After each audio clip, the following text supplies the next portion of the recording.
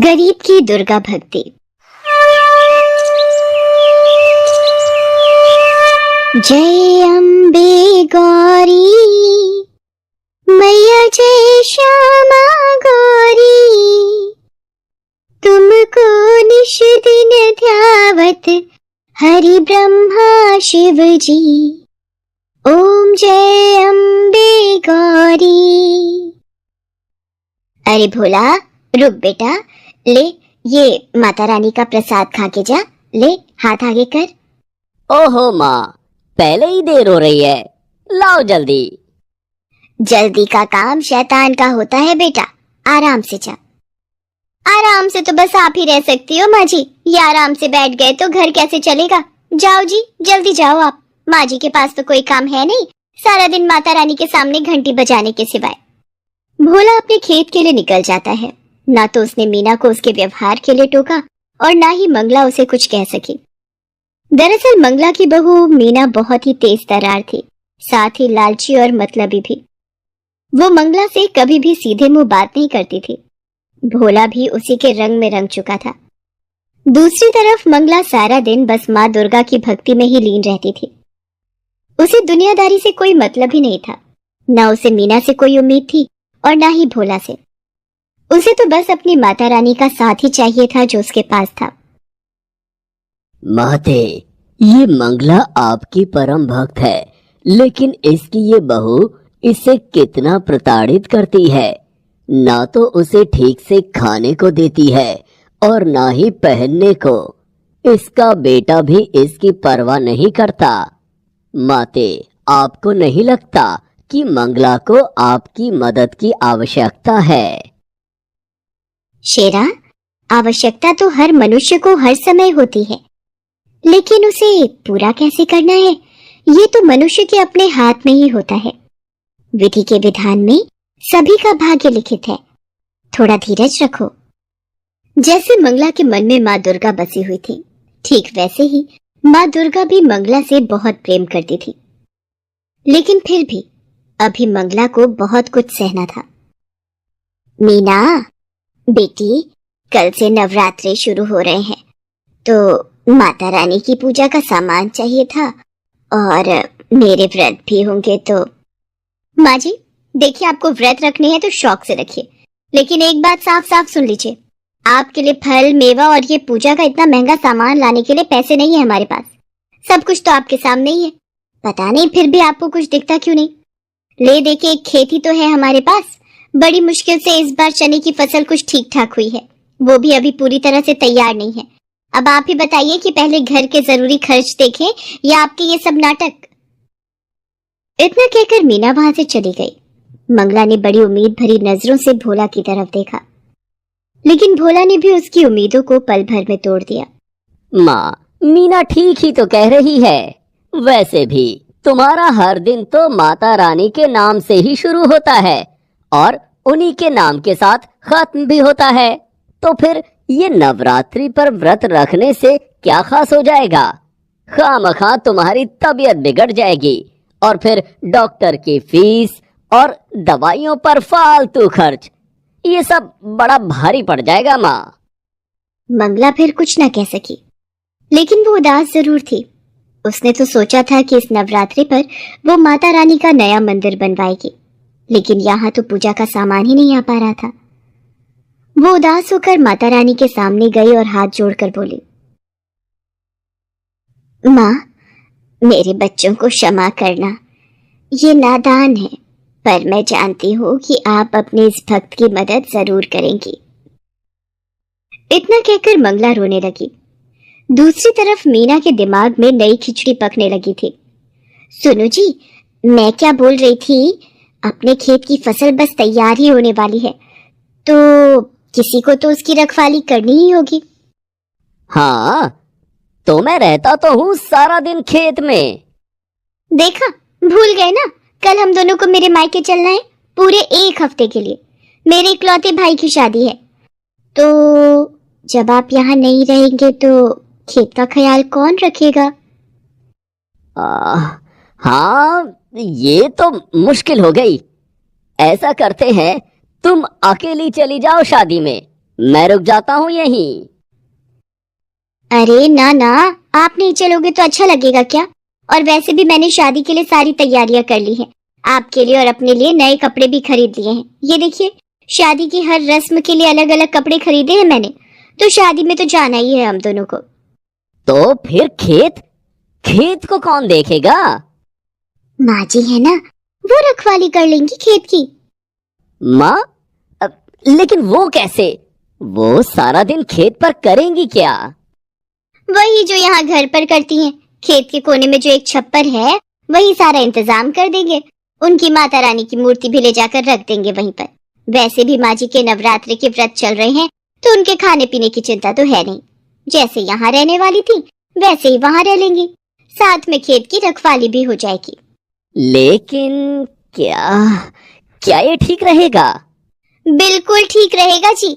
अब तुम ज्यादा मत सोचो, हमें कल ही निकलना है, तो ऐसा करो, आज शाम को ही माँ जी को जाकर वहां छोड़ो। भोला एक बार भी मंगला से उसकी मर्जी पूछता तक नहीं और उसे उसके सामान के साथ खेत में छोड़ आता है। अच्छा माँ, चलता हूँ। तुम आराम से रहना और हम 1 हफ्ते में लौट आएंगे, ठीक है? हाँ बेटा, तू मेरी चिंता मत कर।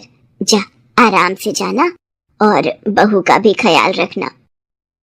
मंगला जानती थी कि अब उसे अपनी आगे की जिंदगी उसी छप्पर के नीचे बितानी थी, क्योंकि वो मीना के लिए सिर्फ एक बोझ थी, जिसे उसने खेत की रखवाली के बहाने उतार दिया था। इस सब के बाद भी मंगला दुखी नहीं थी, क्योंकि उसकी माता रानी तो अब भी उसके साथ ही थी। शेरा, कितने दिन हो गए धरती पर विचरण किए हुए। चलो आज चलते हैं।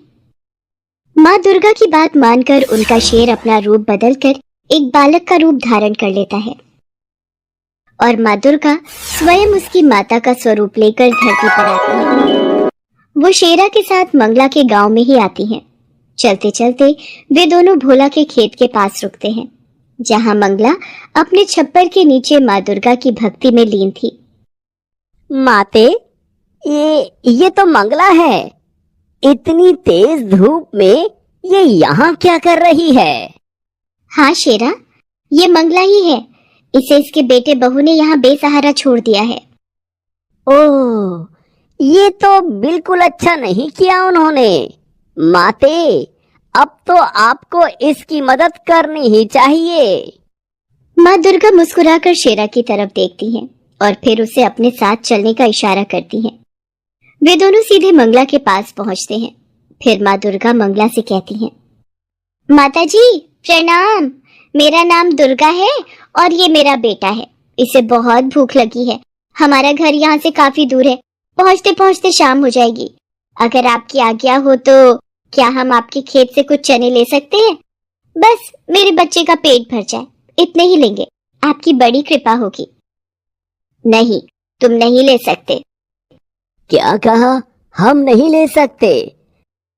लेकिन मुझे बहुत भूख लगी है। बस थोड़ी सी दे दीजिए ना। बेटा, कच्चे चने ले भी लोगे तो भला उन्हें खाओगे कैसे? तुम दोनों यहीं रुको, मैं खुद जाकर चने लाती हूँ और फिर अपने चूल्हे पर उन्हें भूनकर तुम्हें देती हूँ। फिर देखना क्या स्वाद आता है।